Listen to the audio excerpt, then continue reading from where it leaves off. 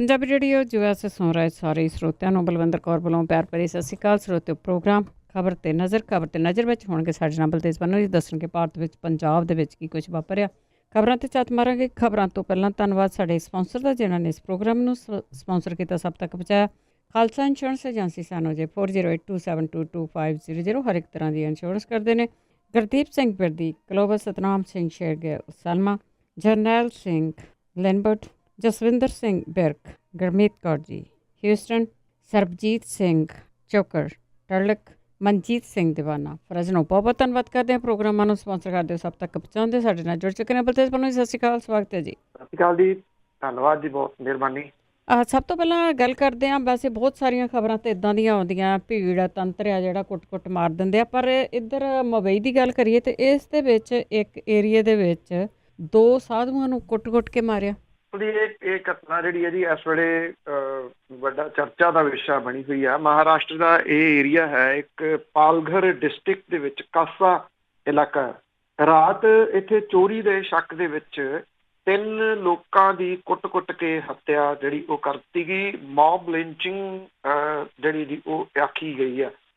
ਮਹਾਰਾਸ਼ਟਰ ਦੇ ਮੁੱਖ ਮੰਤਰੀ ਉਧਵ ਠਾਕਰੇ ਦੇ ਦਫ਼ਤਰ ਦੇ ਵੱਲੋਂ ਜਿਹੜਾ ਟਵੀਟ ਕੀਤਾ ਗਿਆ, ਉਹਦੇ ਮੁਤਾਬਕ ਇਹ ਕਿਹਾ ਗਿਆ ਜੀ ਕਿ ਪੁਲਿਸ ਨੇ ਇਹਨਾਂ ਦੇ ਕਤਲ ਦੇ ਮਾਮਲੇ ਦੇ ਵਿੱਚ ਸਾਰੇ ਜਿਹੜੇ ਦੋਸ਼ੀ ਸੀ ਉਹਨਾਂ ਨੂੰ ਗ੍ਰਿਫਤਾਰ ਕਰ ਲਿਆ। ਪਿੰਡ ਵਾਲਿਆਂ ਨੇ ਦੇਰ ਰਾਤ ਪਿੰਡ ਦੇ ਵਿੱਚ ਸ਼ੱਕੀ ਤੌਰ ਦੇ ਉੱਤੇ ਕਾਰ ਦੇ ਵਿੱਚ ਘੁੰਮਦਿਆਂ ਇਹਨਾਂ ਨੂੰ ਫੜਿਆ। ਇਹਦੇ ਤੋਂ ਬਾਅਦ ਪੱਥਰ ਡੰਡੇ ਜੋ ਕੁਝ ਕਿਸੇ ਦੇ ਹੱਥ ਆਇਆ, ਉਹਨਾਂ ਨੇ ਉਹਦੇ ਨਾਲ ਇਹਨਾਂ ਦੇ ਉੱਤੇ ਹਮਲਾ ਕਰ ਦਿੱਤਾ ਔਰ ਹਸਪਤਾਲ ਪਹੁੰਚਣ ਤੋਂ ਪਹਿਲਾਂ ਪੁਲਿਸ ਦੱਸਦੀ ਕਿ ਇਹਨਾਂ ਦੀ ਮੌਤ ਹੋ ਚੁੱਕੀ ਸੀਗੀ। ਕਾਰ ਦੇ ਵਿੱਚ ਇੱਕ ਡਰਾਈਵਰ ਤੇ 2 ਸਾਧੂ ਸਵਾਰ ਸੀਗੇ। ਪੁਲਿਸ ਨੇ ਇਸ ਮਾਮਲੇ 'ਚ 110 ਲੋਕਾਂ ਨੂੰ ਗ੍ਰਿਫਤਾਰ ਕੀਤਾ। 101 ਦੋਸ਼ੀਆਂ ਦੇ ਉੱਤੇ ਉਹਨਾਂ ਨੂੰ ਪੁਲਿਸ ਹਿਰਾਸਤ ਦੇ ਵਿੱਚ ਭੇਜਿਆ ਗਿਆ। 9 ਇਹਨਾਂ ਦੇ ਵਿੱਚੋਂ ਨਾਬਾਲਗ ਨੇ, ਜਿਨ੍ਹਾਂ ਨੂੰ ਸੁਧਾਰ ਘਰ ਦੇ ਵਿੱਚ ਜਿਹੜਾ ਭੇਜਿਆ ਜਿਹੜਾ ਜੀ ਉਹ ਗਿਆ। ਜਿਹੜਾ ਮੁੱਖ ਮੰਤਰੀ ਦਾ ਦਫ਼ਤਰ ਆ ਜੀ, ਉਹ ਇਹ ਗੱਲ ਕਹਿੰਦਾ ਕਿ ਜਿਹੜੀ ਇਹਦੇ ਉੱਤੇ ਕਾਰਵਾਈ ਕਰ ਦਿੱਤੀ ਗਈ ਆ, ਜਿਹਦੇ ਵਿੱਚ 2 ਸਾਧੂ ਤੇ ਇੱਕ ਡਰਾਈਵਰ ਤੇ ਪੁਲਿਸ ਵਾਲੇ ਦੇ ਉੱਤੇ ਹਮਲਾ ਜਿਹੜਾ ਉਹ ਕੀਤਾ ਗਿਆ ਸੀਗਾ। ਇਹ ਕਾਸਾ ਪੁਲਿਸ ਸਟੇਸ਼ਨ ਦੇ ਅਨੁਸਾਰ ਇਹ ਜਿਹੜੇ ਦੀ ਇੱਥੇ ਇਸ ਏਰੀਏ ਦੇ ਵਿੱਚ 9:30 ਵਜੇ ਤੋਂ ਲੈ ਕੇ ਰਾਤ ਦੇ 10 ਵਜੇ ਦੇ ਦਰਮਿਆਨ ਇਹ ਘਟਨਾ ਵਾਪਰੀ ਆ। ਅਜੇ ਤੱਕ ਇਹਨਾਂ ਦੀ ਪਛਾਣ ਨਹੀਂ ਹੋ ਸਕੀ। ਡੈਡ ਬੋਡੀਜ਼ ਜਿਹੜੀਆਂ ਇਹਨਾਂ ਦੀਆਂ ਉਹ ਪੋਸਟਮਾਰਟਮ ਦੇ ਵਾਸਤੇ ਪਾਲਘਰ ਦੇ ਸਰਕਾਰੀ ਹਸਪੀਟਲ ਦੇ ਵਿੱਚ ਰੱਖੀਆਂ ਗਈਆਂ ਨੇ। ਇੰਨਾ ਕੁ ਸਾਹਮਣੇ ਆ ਰਿਹਾ ਕਿ ਇਹ ਤਿੰਨੇ ਇੱਕ ਕਾਰ ਦੇ ਰਾਹੀਂ ਮੁੰਬਈ ਤੋਂ ਆਏ ਸੀਗੇ।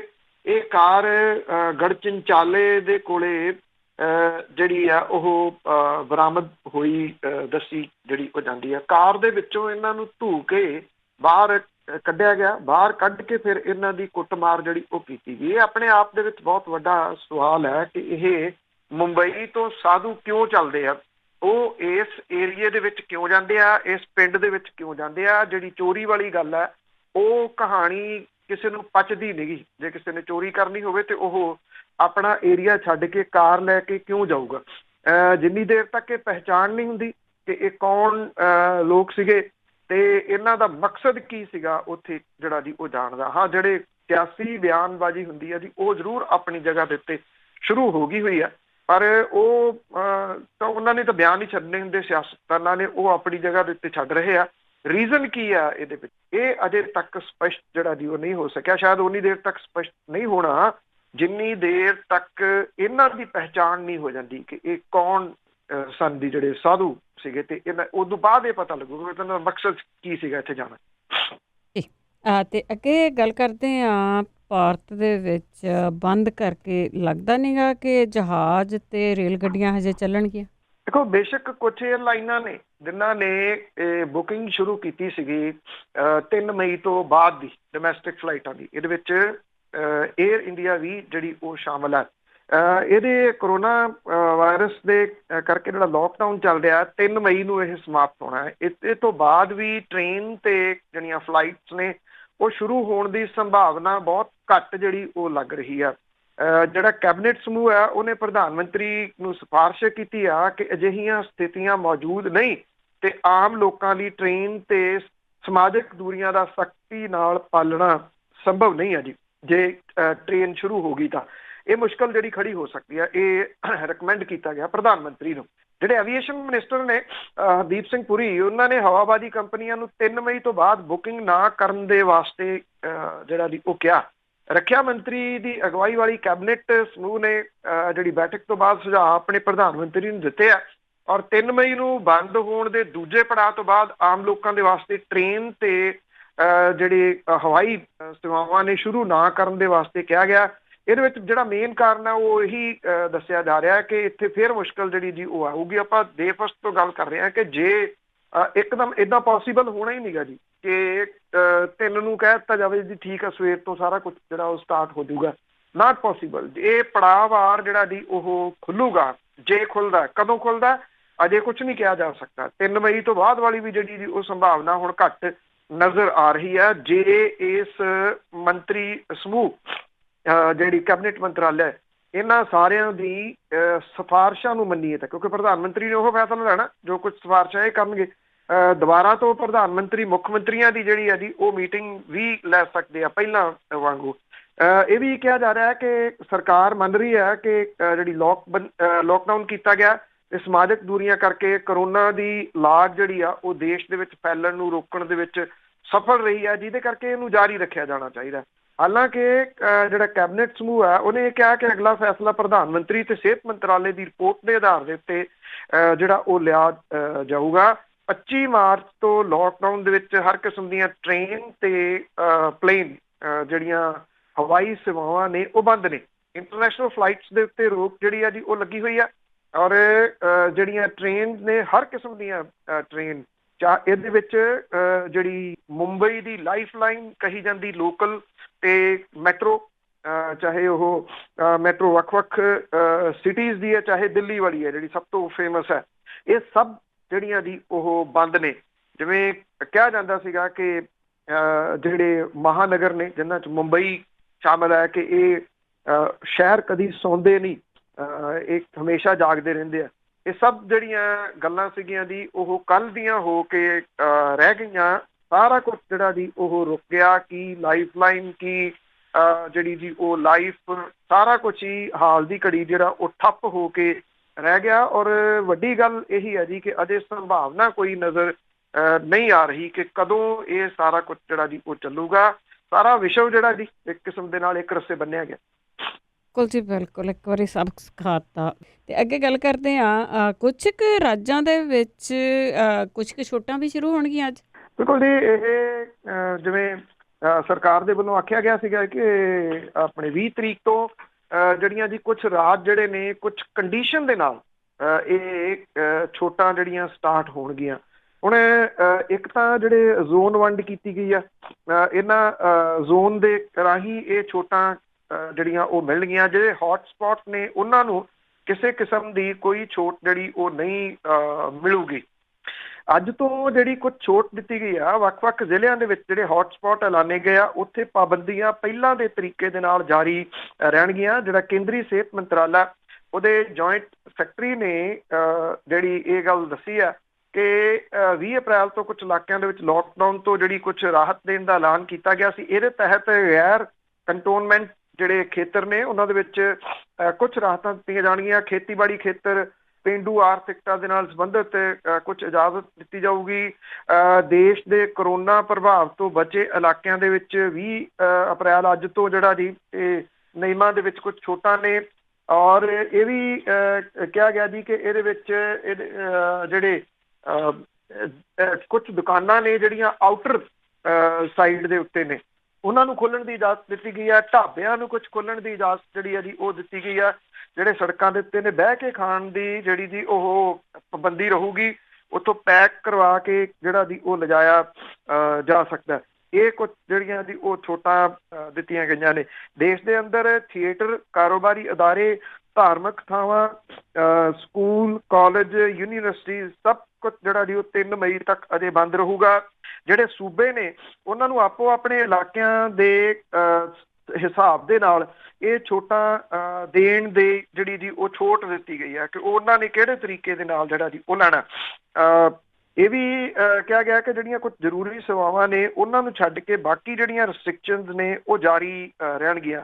ਇਹ ਵੀ ਕਿਹਾ ਗਿਆ ਕੇਂਦਰ ਦੇ ਵੱਲੋਂ ਕਿ ਜੇ ਕਿਸੇ ਜਗ੍ਹਾ ਦੇ ਉੱਤੇ ਇਹਨਾਂ ਛੋਟਾਂ ਦੇ ਬਾਰੇ ਦੇ ਵਿੱਚ ਅਣਗਹਿਲੀ ਹੁੰਦੀ ਆ, ਭਾਵ ਕਿ ਲੋਕ ਜਿਹੜਾ ਉਹ ਮੰਨਦੇ ਨਹੀਂ ਕਿਸੇ ਚੀਜ਼ ਨੂੰ, ਤੇ ਉੱਥੋਂ ਤੁਰੰਤ ਜਿਹੜਾ ਜੀ ਇਹ ਵਾਪਸ ਵੀ ਲਿਆ ਜਾ ਸਕਦਾ। ਇਹ ਛੋਟ ਜਿਹੜੀ ਆ ਉਹ ਵਾਪਸ ਲਈ ਜਾ ਸਕਦੀ ਆ ਉਸ ਖੇਤਰ ਦੇ ਵਿੱਚੋਂ। ਬੇਸ਼ੱਕ ਇਹਨੂੰ ਪ੍ਰਚਾਰਿਆ ਤਾਂ ਜਾ ਰਿਹਾ ਜੀ ਛੋਟਾਂ ਦੇ ਹਿਸਾਬ ਦੇ ਨਾਲ, ਪਰ ਸੱਚੀ ਪੁੱਛੋ ਤਾਂ ਇਹ ਕੁਝ ਜਿਹੜੀਆਂ ਟਰੱਕ ਸੇਵਾਵਾਂ ਨੇ ਉੱਥੋਂ ਤੱਕ ਤੇ ਕੁਝ ਕੁ ਹਾਈਵੇ ਦੇ ਉੱਤੇ ਜਿਹੜੇ ਕਾਰੋਬਾਰ ਨੇ ਉਹਨਾਂ ਤੱਕ ਹੀ ਜਿਹੜਾ ਜੀ ਉਹ ਸੀਮਤ ਰਹਿ ਜਾਣੀਆਂ ਨੇ। ਇਹ ਕੋਈ ਬਹੁਤ ਵੱਡੀ ਚੀਜ਼ ਜਿਹੜੀ ਉਹ ਨਜ਼ਰ ਨਹੀਂ ਆਉਂਦੀ। ਉਹਦਾ ਇੱਕ ਪ੍ਰਮੁੱਖ ਕਾਰਨ ਇਹ ਆ ਕਿ ਜਿਹੜੀਆਂ ਵੱਡੇ ਸ਼ਹਿਰ ਨੇ, ਮੈਟਰੋ ਸਿਟੀਜ਼ ਨੇ, ਜਿਹਦੇ ਵਿੱਚ ਦਿੱਲੀ ਆ ਜਾਂਦਾ ਖਾਸ ਤੌਰ ਦੇ ਉੱਤੇ, ਕਿਉਂਕਿ ਦਾਰੋਮਦਾਰ ਆਲੇ ਦੁਆਲੇ ਦਿੱਲੀ ਤੋਂ ਚੱਲਦਾ।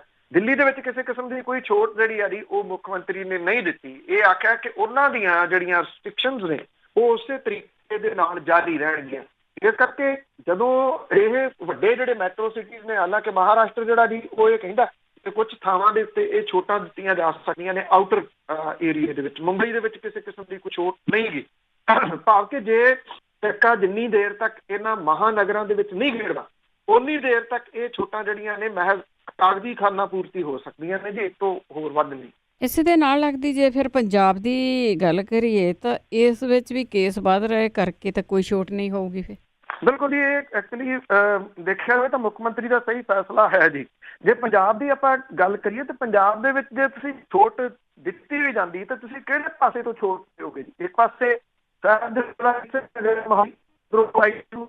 ਵਿੱਚ ਦੀ ਛੋਟ ਨਹੀਂ, ਉਹਦੇ ਮੋਹਾਲੀ ਹੌਟਸਪੌਟ ਦੇ ਵਿੱਚ ਜਿਹੜਾ ਬਣਿਆ ਹੋਇਆ, ਪਟਿਆਲਾ ਹੌਟਸਪੌਟ ਦੇ ਵਿੱਚ ਆ ਗਿਆ, ਜਲੰਧਰ ਹੌਟਸਪੌਟ ਦੇ ਵਿੱਚ ਆ ਗਿਆ, ਲੁਧਿਆਣਾ ਹੌਟਸਪੌਟ ਦੇ ਵਿੱਚ ਆ ਗਿਆ। ਇਹ ਮਹਾਨਗਰ ਨੇ ਜੀ, ਪੰਜਾਬ ਦੇ ਵੱਡੇ ਸ਼ਹਿਰ ਨੇ। ਜੇ ਇਹਨਾਂ ਦੇ ਵਿੱਚ ਕੋਈ ਛੋਟ ਨਹੀਂ ਗਈ ਤਾਂ ਫਿਰ ਛੋਟ ਕਿੱਥੇ ਆਉਣੀ ਸੀਗੀ ਜੀ? ਇਹ ਆਪਣੇ ਆਪ ਦੇ ਵਿੱਚ ਜਿਹੜਾ ਉਹ ਵੱਡਾ ਸਵਾਲ ਹੈ।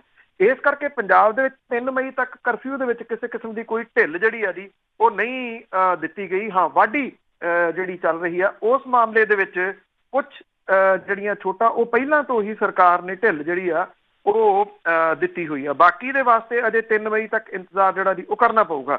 ਮੁੱਖ ਮੰਤਰੀ ਦੇ ਵੱਲੋਂ ਕਰੋਨਾ ਵਾਇਰਸ ਦੇ ਵੱਧ ਰਹੇ ਕੇਸਾਂ ਦੀ ਵਜ੍ਹਾ ਕਰਕੇ ਅਜਿਹਾ ਜਿਹੜਾ ਜੀ ਉਹ ਕੀਤਾ ਗਿਆ। ਮੁੱਖ ਮੰਤਰੀ ਨੇ ਡਿਪਟੀ ਕਮਿਸ਼ਨਰਾਂ ਨੂੰ ਹਦਾਇਤ ਕੀਤੀ ਹੈ ਕਿ ਇਸ ਹਫ਼ਤੇ ਤੋਂ ਰਮਜ਼ਾਨ ਸ਼ੁਰੂ ਹੋ ਰਿਹਾ, ਰਮਜ਼ਾਨ ਦੇ ਸਮੇਂ ਦੇ ਵਿੱਚ ਕੋਈ ਛੋਟ ਨਾ ਦਿੱਤੀ ਜਾਵੇ।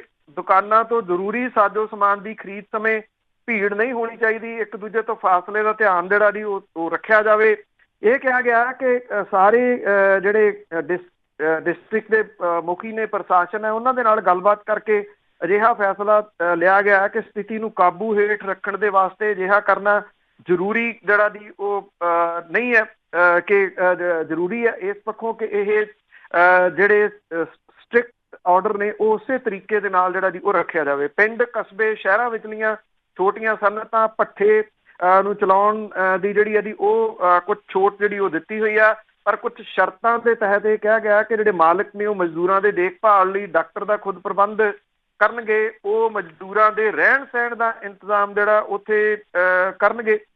ਅਜਿਹੀਆਂ ਜੇ ਕਿਸੇ ਨੇ ਛੋਟ ਲੈਣੀ, ਪਰ ਇੱਦਾਂ ਦੀਆਂ ਗੱਲਾਂ ਕਿਸੇ ਨੇ ਕਰਨੀਆਂ ਨਹੀਂ। ਸਭ ਨੂੰ ਪਤਾ ਜੀ ਮਜ਼ਦੂਰਾਂ ਦੇ ਕੌਣ ਕਰੂਗਾ ਜੀ? ਮਜ਼ਦੂਰਾਂ ਦੀ ਤਾਂ ਛਿੱਲ ਲਾਉਣ ਵਾਲੇ ਇਹ ਲੋਕ ਨੇ ਜੀ, ਉਹਨਾਂ ਦੇ ਰਹਿਣ ਸਹਿਣ ਦਾ ਇੰਤਜ਼ਾਮ ਕਿੱਥੋਂ ਕਰ ਲੈਣਗੇ? ਕਿਉਂਕਿ ਇਹਨਾਂ ਨੂੰ ਤਾਂ ਮੈਕਸੀਮਮ ਕਮਾਉਣੇ ਆ, ਇਹਨਾਂ ਨੂੰ ਉਹਦੇ ਨਾਲ ਤਾਂ ਕੋਈ ਹੈ ਨਹੀਂਗਾ ਕਿ ਕੋਈ ਚੀਜ਼ ਚੱਲ ਰਹੀ ਆ ਜਾਂ ਨਹੀਂ ਚੱਲ ਰਹੀ। ਦੂਸਰਾ ਲੋਕਾਂ ਦੀ ਗੱਲ ਹੈ ਜੀ, ਲੋਕ ਜਿਹੜੇ ਨੇ ਉਹ ਤਾਂ ਮਾੜੀ ਜੀ ਗੱਲ ਜਿਹੜੀ ਜੀ ਛੋਟ ਇੱਕ ਸਟੈਪ ਦੀ ਦਿੱਤੀ ਤੇ 15-20 ਸਟੈਪ ਦੀ ਛੋਟ ਉਹਨਾਂ ਨੇ ਆਪੇ ਹੀ ਲੈ ਲੈਣੀ ਹੈ। ਜਦੋਂ ਸ਼ੁਰੂਆਤੀ ਦੌਰ ਦੇ ਵਿੱਚ ਪੁਲਿਸ ਨੇ ਕੁੱਟ ਕਟਾਪਾ ਕੀਤਾ ਸੀਗਾ ਤਾਂ ਉਹ ਇਹ ਖਬਰਾਂ ਜਿਹੜੀਆਂ ਉੱਭਰੀਆਂ, ਮੁੱਖ ਮੰਤਰੀ ਦਾ ਬਿਆਨ ਆ ਗਿਆ, DGP ਦਾ ਬਿਆਨ ਆ ਗਿਆ ਕਿ ਪੁਲਿਸ ਜਿਹੜੀ ਆ ਉਹ ਇਸ ਤਰ੍ਹਾਂ ਧੱਕਾ ਨਾ ਕਰੇ। ਪੁਲਿਸ ਪਿੱਛੇ ਹਟ ਗਈ, ਇੱਕ ਸਟੈਪ ਪਿੱਛੇ ਹਟ ਗਈ। ਉਹਦੇ ਨਾਲ ਲੋਕਾਂ ਨੇ ਫਿਰ ਕੀ ਕੀਤਾ ਉਹ ਸਭ ਦੇ ਸਾਹਮਣੇ ਆ ਜੀ। ਮੰਡੀਆਂ ਦੇ ਵਿੱਚ ਕੁਰਬਲ ਹੋਣ ਲੱਗ ਗਈ, ਸਬਜ਼ੀ ਮੰਡੀ ਜਿਹੜੀ ਜੀ ਉਹ ਭਰ ਜਾਂਦੀਆਂ ਨੇ। ਆ ਜਿਹੜੇ ACP ਦੀ ਡੈਥ ਹੋਈ ਆ ਲੁਧਿਆਣੇ ਦੇ ਵਿੱਚ, ਇਹ ਸਬਜ਼ੀ ਮੰਡੀ ਤੋਂ ਉਹਨੂੰ ਲਾਗ ਲੱਗੀ ਹੈ ਕਿਉਂਕਿ ਉਹਦੀ ਡਿਊਟੀ ਸਬਜ਼ੀ ਮੰਡੀ ਦੇ ਵਿੱਚ ਸੀ। ਜਿਹੜੇ ਉਹਦੇ ਨਾਲ ਕੰਮ ਕਰਨ ਵਾਲੇ ਬਾਕੀ ਸੀਗੇ ਜੀ, ਜਿਹਦੇ 'ਚ ਇੱਕ ਸ਼ਾਮਲ ਹੈ ਜੀ ਇੱਕ ਔਰਤ ਜਿਹੜੀ ਥਾਣੇਦਾਰ, ਉਹਦੀ ਵੀ ਡਿਊਟੀ ਸਬਜ਼ੀ ਮੰਡੀ ਦੇ ਵਿੱਚ ਸੀ। ਜਿਹੜੇ ਉਹਦੇ ਨਾਲ ਦੇ ਬਾਕੀ ਸਾਥੀ ਸੀਗੇ ਜਿਹੜੇ ਉਹਦੀ ਸਿਕਿਉਰਿਟੀ ਦੇ ਵਾਸਤੇ ਸੀਗੇ, ਉਹ ਵੀ ਸਾਰੇ ਜਿਹੜੇ ਜੀ ਇਸ ਲਾਗ ਦੇ ਵਿੱਚ ਆ ਗਏ। ਹੁਣ ਸਬਜ਼ੀ ਮੰਡੀ 'ਚੋਂ ਲਾਗ ਕਿੱਥੋਂ ਲੱਗੀ, ਇਹ ਆਪਣੇ ਆਪ ਦੇ ਵਿੱਚ ਜਿਹੜਾ ਜੀ ਉਹ ਸਵਾਲ ਹੈ। ਪਟਿਆਲਾ ਸਭ ਤੋਂ ਪਹਿਲਾਂ ਜਿਹੜਾ ਜੀ ਇਹ ਗ੍ਰੀਨ ਜ਼ੋਨ ਦੇ ਵਿੱਚ ਚੱਲ ਰਿਹਾ ਸੀ। 2 ਹੀ ਇੱਥੇ ਕੇਸ ਆਏ ਸੀ, ਦੋਵੇਂ ਜਿਹੜੇ ਉਹ ਤੰਦਰੁਸਤ ਹੋ ਗਏ। ਇੱਥੇ ਲੋਕ ਨਹੀਂ ਸਮਝੇ ਜੀ। ਤੁਸੀਂ ਦੇਖੋ ਕਿ ਕਰਫਿਊ ਦੇ ਵਿੱਚ ਕਿਤਾਬਾਂ ਵਾਲਾ ਉਸ ਕਰਫਿਊ ਪਾਸ ਦਾ ਫਾਇਦਾ ਲੈ ਕੇ ਮੋਹਾਲੀ ਤੱਕ ਤੋਂ ਕਿਤਾਬਾਂ ਲਿਆ ਰਿਹਾ, ਜ਼ੀਰਕਪੁਰ ਤੋਂ ਕਿਤਾਬਾਂ ਲਿਆ ਰਿਹਾ, ਇੱਥੇ ਦੁਕਾਨ ਖੋਲ ਕੇ ਉਹਨੂੰ ਵੇਚ ਰਿਹਾ। ਜਿਹੜਾ ਸੀਗਾ ਜੀ ਉਹ ਬੰਦਾ ਉਹਦੇ ਤੋਂ ਕਿਤਾਬਾਂ ਲੈਣ ਵਾਲਾ ਜਿਹੜਾ ਜੀ ਉਹ ਸ਼ਾਮਲ ਹੋ ਗਿਆ, ਉਹਦਾ ਸਾਰਾ ਟੱਬਰ ਤਾਂ ਟੰਗਿਆ ਕਿਤਾਬਾਂ ਵਾਲਿਆਂ ਨੂੰ ਜਿਹੜਾ ਜੀ ਉਹ ਲੱਭਦੇ ਫਿਰਦਾ ਪ੍ਰਸ਼ਾਸਨ। ਇੱਥੇ ਛੋਟ ਦਿੱਤੀ ਤੇ ਤੁਸੀਂ ਇਹ ਕਹਿ ਲਓ ਕਿ ਹੱਥੋਂ ਗੇਮ ਜਿਹੜੀ ਜੀ ਉਹ ਫਿਰ ਗਈ। ਤੇ ਫਿਰ ਗੇਮ ਕਿਵੇਂ ਜਿਹੜੀ ਆ ਜੀ ਉਹ ਜਾਣੀ ਆ, ਉਹ ਬਸ ਇਹ ਤੁਸੀਂ ਸਮਝ ਲਓ ਕਿ ਜ਼ਿੰਦਗੀਆਂ ਜਿਹੜੀਆਂ ਨੇ ਉਹ ਫਿਰ ਠਾਹ ਡਿੱਗਣਗੀਆਂ। ਇਸ ਕਰਕੇ ਇਹ ਜਿੰਨੀ ਕੁ ਦੇਰ ਬੰਨ੍ਹ ਕੇ ਰੱਖੇ ਜਾ ਸਕਦੇ ਆ ਜੀ ਲੋਕ, ਉਹ ਬੰਨ੍ਹ ਕੇ ਰੱਖਣੇ ਸਹੀ ਸਟੈਂਡ ਹੈ ਜੀ। ਤੇ ਅੱਗੇ ਗੱਲ ਕਰਦੇ ਆ, ਪੂਰੇ ਮੁਲਕ ਦੇ ਅੰਦਰ ਜਿਹੜੇ ਮਰਨ ਵਾਲਿਆਂ ਦੀ ਗਿਣਤੀ ਆ ਉਹ ਵੀ 500 ਤੋਂ ਟੱਪੀ। ਬਿਲਕੁਲ ਜੀ, 24 ਘੰਟਿਆਂ ਦੇ ਵਿੱਚ 1324 ਜਿਹੜੇ ਕੇਸ ਨੇ ਉਹ ਨਵੇਂ ਆ ਗਏ ਜੀ ਇਹਦੇ ਪੂਰੇ ਮੁਲਕ ਦੇ ਵਿੱਚ। ਇਸ ਵੇਲੇ ਜਿਹੜੀ ਗਿਣਤੀ ਜੇ ਆਪਾਂ ਗੱਲ ਕਰੀਏ, ਜਿਹੜਾ ਇੱਥੇ ਚੱਲਦਾ ਜੀ ਮੀਟਰ ਜਿਹੜਾ ਚੱਲਦਾ, ਉਹਦੇ ਹਿਸਾਬ ਦੇ ਨਾਲ ਟਰੈਕਰ ਜਿਹੜਾ ਜੀ 17,304 ਕੇਸ ਹੋ ਗਏ ਆ ਜੀ ਇੱਥੇ ਪੂਰੇ ਮੁਲਕ ਦੇ ਵਿੱਚ ਇਸ ਵੇਲੇ ਜਿਹੜੇ ਕਨਫਰਮ ਨੇ ਜੀ। ਇਹਦੇ ਵਿੱਚ ਮਹਾਰਾਸ਼ਟਰ ਅਜੇ ਵੀ ਪਹਿਲੇ ਨੰਬਰ ਦੇ ਉੱਤੇ ਆ ਜੀ 4200 ਕੇਸਾਂ ਦੇ ਨਾਲ। ਦਿੱਲੀ ਦੂਸਰੇ ਨੰਬਰ ਦੇ ਉੱਤੇ 2000 ਤੋਂ ਟੱਪ ਗਏ ਦਿੱਲੀ ਦੇ ਵਿੱਚ ਜਿਹੜਾ ਜੀ ਉਹ ਕੇਸ। ਔਰ ਗੁਜਰਾਤ ਜਿਹੜਾ ਜੀ ਉਹ ਬੜੀ ਤੇਜ਼ੀ ਦੇ ਨਾਲ ਇੱਥੇ ਕੇਸ ਜਿਹੜੇ ਉਹ ਵੱਧ ਰਹੇ ਆ। 1743 ਜਿਹੜੇ ਗੁਜਰਾਤ ਦੇ ਵਿੱਚ ਹੋ ਗਏ ਜੀ। ਰਾਜਸਥਾਨ ਦੇ ਵਿੱਚ 1478 ਕੇਸ ਹੋ ਗਏ। ਤਾਮਿਲਨਾਡੂ ਦੇ ਵਿੱਚ 1477 ਹੋ ਗਏ। ਮੱਧ ਪ੍ਰਦੇਸ਼ ਅਗਲਾ ਜੀ 1407 ਕੇਸਾਂ ਦੇ ਨਾਲ। ਉੱਤਰ ਪ੍ਰਦੇਸ਼ ਦੇ ਵਿੱਚ 1100 ਕੇਸ ਜਿਹੜੇ ਆ ਜੀ ਉਹ ਪਾਏ ਜਾ ਰਹੇ ਆ। ਜਿਹੜੀ ਮੌਤਾਂ ਦੀ ਗਿਣਤੀ ਹੈ ਜੀ ਉਹ 500 ਨੂੰ ਟੱਪ ਗਈ ਸੀ। 560 ਦੇ ਉੱਤੇ ਜਿਹੜੀ ਆ ਜੀ ਉਹ ਪਹੁੰਚ ਗਈ ਹੋਈ ਹੈ। ਔਰ ਜਿਹੜੇ ਮਹਾਮਾਰੀ ਦੇ ਨਾਲ ਮਰਨ ਵਾਲਿਆਂ ਦੀ ਗਿਣਤੀ ਜਿਵੇਂ ਮੈਂ ਤੁਹਾਨੂੰ ਦੱਸਿਆ ਕਿ 559 ਹੋ ਗਈ ਜਿਹੜੀ ਜੀ ਉਹ ਹੋਈ ਹੈ। ਜਿਹੜੇ ਇਹ ਵੀ ਕਿਹਾ ਗਿਆ ਜੀ ਕਿ 2302 ਵਿਅਕਤੀ ਜਿਹੜੇ ਨੇ ਉਹ ਸਿਹਤਯਾਬ ਹੋਣ ਤੋਂ ਬਾਅਦ ਉਹਨਾਂ ਨੂੰ ਛੁੱਟੀ ਜਿਹੜੀ ਆ ਉਹ ਦਿੱਤੀ ਗਈ ਆ। ਇਹ ਜਿਹੜੇ ਜਿੱਥੇ ਜ਼ਿਆਦਾ ਵਧੇ ਨੇ ਉਹਨਾਂ ਦੇ ਵਿੱਚ ਚੰਡੀਗੜ੍ਹ ਵੀ ਸ਼ਾਮਲ ਆ ਜੀ। 26 ਪੋਜ਼ੀਟਿਵ ਕੇਸ ਜਿਹੜੇ ਜੀ ਉਹ ਚੰਡੀਗੜ੍ਹ ਦੇ ਵਿੱਚ ਹੋ ਗਏ। ਪੰਜਾਬ ਦੇ ਵਿੱਚ ਜਿਹੜੀ ਕੇਸਾਂ ਦੀ ਗਿਣਤੀ ਹੈ ਜੀ ਉਹ ਵੀ ਲਗਾਤਾਰ ਵੱਧ ਰਹੀ ਹੈ ਜੀ। 244 ਕੇਸ ਪੰਜਾਬ ਦੇ ਵਿੱਚ ਹੋ ਗਏ। ਹਰਿਆਣੇ ਦੇ ਵਿੱਚ 250 ਕੇਸ ਆ। ਹਿਮਾਚਲ ਪ੍ਰਦੇਸ਼ ਦੇ ਵਿੱਚ 40 ਨੇ ਤੇ ਜੰਮੂ ਕਸ਼ਮੀਰ ਦੇ ਵਿੱਚ 350 ਜਿਹੜਾ ਜੀ ਉਹ ਕੇਸ ਹੈ। ਜੇ ਡੈਥ ਰੇਸ਼ੋ ਦੀ ਗੱਲ ਕਰਦੇ ਤਾਂ ਉਹ ਪੰਜਾਬ ਦੀ ਜਿਹੜੀ ਆ ਜੀ ਉਹ ਡਰਾਉਣੀ ਆ। 244 ਪੰਜਾਬ 'ਚ ਨੇ ਤੇ 250 ਹਰਿਆਣੇ 'ਚ। 16 ਡੈਥ ਪੰਜਾਬ ਦੇ ਵਿੱਚ ਹੋ ਚੁੱਕੀਆਂ ਹੋਈਆਂ ਤੇ 250 ਕੇਸਾਂ ਦੇ ਨਾਲ ਹਰਿਆਣਾ ਬੇਸ਼ੱਕ ਥੋੜੇ ਕੇਸ ਉਹਦੇ ਵੱਧ ਆ, ਪਰ ਉੱਥੇ ਡੈਥ ਰੇਸ਼ੋ ਜਿਹੜੀ ਆ ਜੀ ਉਹ ਘੱਟ ਹੈ। 3 ਡੈਥ ਉੱਥੇ ਹਰਿਆਣੇ ਦੇ ਵਿੱਚ ਜਿਹੜੀਆਂ ਜੀ ਉਹ ਹੋਈਆਂ ਨੇ। ਦਿੱਲੀ ਦੇ ਵਿੱਚ ਜਿਹੜੀ ਇਸ ਵੇਲੇ ਭਾਰਤੀ ਫੌਜ ਨੇ ਕੁਝ ਕਮਾਨ ਜਿਹੜੀ ਆ ਜੀ ਉਹ ਸੰਭਾਲੀ ਆ। ਸ਼ੱਕੀ ਮਰੀਜ਼ਾਂ ਨੂੰ ਰੱਖਣ ਦੇ ਵਾਸਤੇ ਮੁਲਕ ਦਾ ਜਿਹੜਾ ਸਭ ਤੋਂ ਵੱਡਾ ਕੇਂਦਰ ਹੈ ਜੀ ਦਿੱਲੀ ਦੇ ਵਿੱਚ ਤੇ ਨਰੇਲਾ ਦੇ ਵਿੱਚ। ਇੱਥੇ ਹੁਣ ਜਿਹੜੇ ਜੀ ਇਹ ਮਰੀਜ਼ ਲਿਆਂਦੇ ਜਾ ਰਹੇ ਆ। ਫੌਜ ਆਪਣੇ ਪ੍ਰਬੰਧਾਂ ਦੇ ਅਧੀਨ ਸਵੇਰੇ 8 ਤੋਂ ਸ਼ਾਮ 8 ਵਜੇ ਤੱਕ ਇਸ ਕੇਂਦਰ ਦੀ ਨਿਗਰਾਨੀ ਜਿਹੜੀ ਆ ਜੀ ਉਹ ਕਰੂਗੀ। ਅਜਿਹਾ ਜਿਹੜਾ ਜੀ ਉਹ ਆਖਿਆ ਗਿਆ।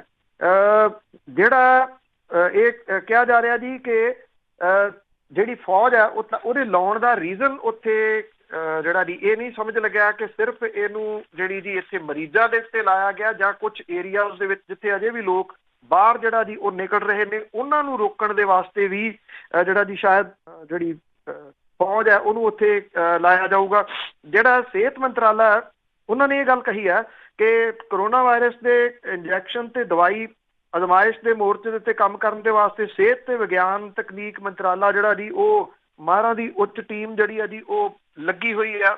ਗੱਲ ਤਾਂ ਇਹੀ ਆ, ਟੀਮਾਂ ਤਾਂ ਪੂਰੇ ਦੁਨੀਆ ਦੇ ਵਿੱਚ ਜਿਹੜੀਆਂ ਜੀ ਉਹ ਲੱਗੀਆਂ ਹੋਈਆਂ ਨੇ, ਪਰ ਇਹਦਾ ਇਲਾਜ ਕਦੋਂ ਨਿਕਲਦਾ ਇਸ ਪਾਸੇ ਵੱਲ ਨੂੰ ਹੀ ਸਾਰਿਆਂ ਦੀ ਜਿਹੜੀ ਜੀ ਉਹ ਨਿਗਾਹ ਹੈ ਕਿ ਕਦੋਂ ਇਹਦਾ ਵੈਕਸੀਨ ਤਿਆਰ ਹੋਊਗਾ। ਔਰ ਅਜੇ ਦੁਨੀਆ ਭਰ ਦੇ ਵਿੱਚ ਕਿਸੇ ਕੋਲੇ ਸ਼ਾਇਦ ਇਹਦਾ ਕੋਈ ਜਵਾਬ ਨਹੀਂਗਾ ਕਿ ਇਸ ਵਾਇਰਸ ਤੋਂ ਕਿੰਨੀ ਦੇਰ ਬਾਅਦ ਛੁਟਕਾਰਾ ਮਿਲੂਗਾ। ਇਹ ਲੋਕਡਾਊਨ, ਅੰਦਰੀ ਕੰਮਕਾਰ, ਸਾਰਾ ਕੁਝ ਕਦੋਂ ਵਾਪਸ ਜਿਹੜਾ ਜੀ ਉਹ ਲੀਹ ਦੇ ਉੱਤੇ ਆਊਗਾ। ਇਹ ਬਹੁਤ ਵੱਡਾ ਜਿਹੜਾ ਜੀ ਉਹ ਸਵਾਲ ਹੈ। ਔਰ ਗੰਭੀਰ ਜਿਹੜਾ ਜੀ ਮਾਮਲਾ ਇਹ ਆ ਕਿ ਬਹੁਤ ਸਾਰੇ ਲੋਕ ਇਸ ਤਰ੍ਹਾਂ ਦੇ ਨੇ ਜਿਨ੍ਹਾਂ ਦੇ ਕੋਲੇ ਖਾਣਾ ਦਾਣਾ ਘਰਾਂ ਦੇ ਵਿੱਚ ਜਿਹੜਾ ਜੀ ਉਹ ਮੁੱਕ ਰਿਹਾ। ਜੇ ਪੰਜਾਬ ਦੀ ਗੱਲ ਕਰੀਏ ਤੇ ਇੱਥੇ ਤਾਂ ਜਿਹੜੇ ਸੜਕਾਂ ਦੇ ਉੱਤੇ ਲੰਗਰ ਸੀ ਉਹਦੇ ਉੱਤੇ ਪਾਬੰਦੀ ਜਿਹੜੀ ਉਹ ਲੱਗੀ ਆ ਉਹ ਠੀਕ ਵੀ ਸੀਗੀ। ਗੁਰਦੁਆਰੇ ਜਿਹੜੇ ਨੇ ਜੀ ਉਹ ਵੱਡਾ ਇਸ ਵੇਲੇ ਇੱਕ ਆਸਰਾ ਬਣ ਰਹੇ ਨੇ ਲੋਕਾਂ ਦਾ, ਚਾਹੇ ਉਹ ਦਿੱਲੀ ਦੇ ਗੁਰਦੁਆਰੇ ਨੇ, ਚਾਹੇ ਵੱਖ-ਵੱਖ ਥਾਵਾਂ ਦੇ ਗੁਰਦੁਆਰੇ ਨੇ। ਉੱਥੋਂ ਹੁਣ ਲੰਗਰ ਜਿਹੜਾ ਜੀ ਉਹ ਵੱਖਰੇ ਤਰੀਕੇ ਦੇ ਨਾਲ ਦਿੱਤਾ ਜਾਂਦਾ, ਉੱਥੇ ਪੈਕ ਹੁੰਦਾ ਲੰਗਰ ਦੇ ਜਿਹੜਾ ਜੀ ਉਹ ਪੈਕ ਕਰਕੇ ਦਿੱਤਾ ਜਾ ਰਿਹਾ। ਚਲੋ ਕੁਛ ਲੋਕਾਂ ਦੀ ਉੱਥੇ ਕਿਸੇ ਨਾ ਕਿਸੇ ਤਰੀਕੇ ਨਾਲ ਪਹੁੰਚ ਜਾਂਦੇ, ਉਹਨਾਂ ਨੂੰ ਰੋਟੀ ਮਿਲ ਜਾਂਦੀ ਹੈ, ਪਰ ਉਹ ਵੀ ਹੈ ਜਿਹੜੇ ਦੂਰ ਦਰਾਡੇ ਰਹਿੰਦੇ ਨੇ ਉਹਨਾਂ ਦੇ ਘਰਾਂ ਤੱਕ ਨਾ ਕਿਸੇ ਕਿਸਮ ਦਾ ਰਾਸ਼ਨ ਜਿਹੜਾ ਜੀ ਉਹ ਨਹੀਂ ਪਹੁੰਚ ਰਿਹਾ।